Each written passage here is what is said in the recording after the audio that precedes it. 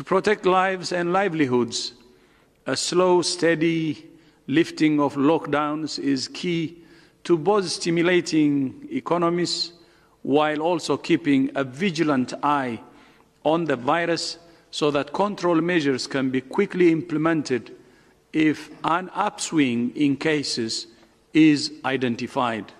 Over the weekend, we saw signs of the challenges that may lie ahead. In the Republic of Korea, bars and clubs were shut as a confirmed case led to many contacts being traced. In Wuhan, China, the first cluster of cases since their lockdown was lifted was identified.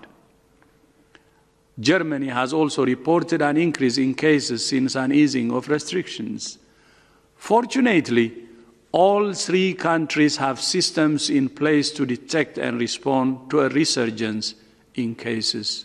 If disease persists in countries at a low level without the capacity to investigate clusters, identify clusters, then there is always the risk that the disease will take off again.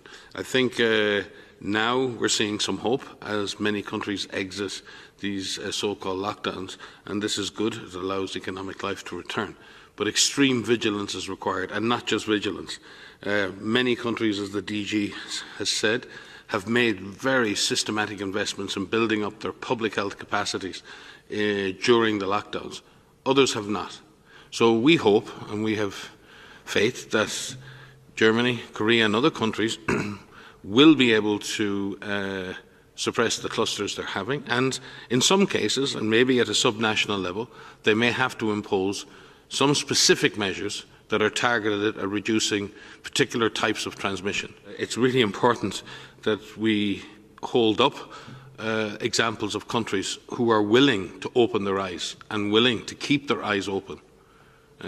Shutting your eyes and trying to drive through this blind is about as silly an equation as I've seen.